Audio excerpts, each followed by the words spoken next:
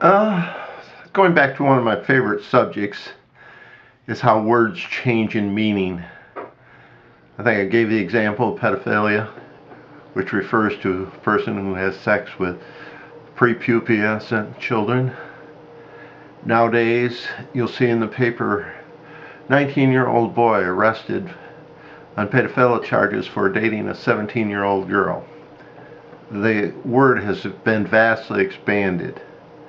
Another one that strikes me funny, and I see it every once in a while, in comment sections from different people, they'll write, you are not only gay, but you're also a faggot.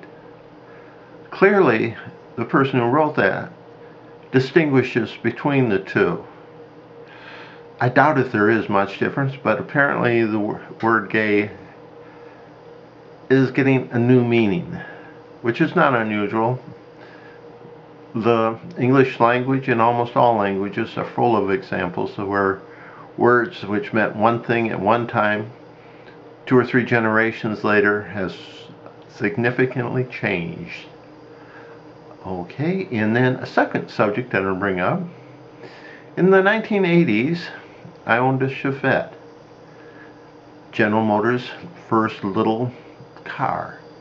The problem with the Chevette I owned was that it actually wasn't a Chevette, but an import for retail rental companies, which was a Opel built in Brazil, which they just tagged as a Chevy.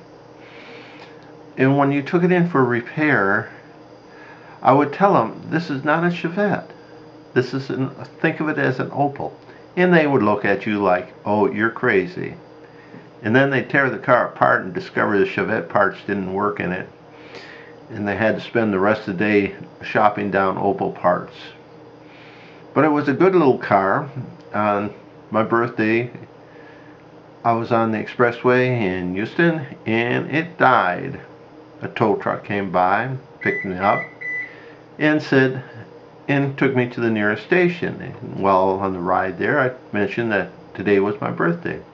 So I dropped the car off and said, well, since it's your birthday, there will be no charge. Have a happy birthday. And off he drove. And the mechanic came out, looked at it, and I told him it was my birthday and such. He said, just a minute. He walked back, got a rubber mallet, hit the carburetor, and says, okay, no charge. You're running now. He says, get yourself a running mallet. This car is great for doing that. Just slap that carburetor and you're back in business. Well, it was a nice little yellow car until eventually rusted out. But it was a good car. Well, I do thank you for listening and for this little short vlog. No connection between the two parts. But have a happy day. Valentine's Day is coming up, and all those with loves, I hope they have more. Thank you. Bye.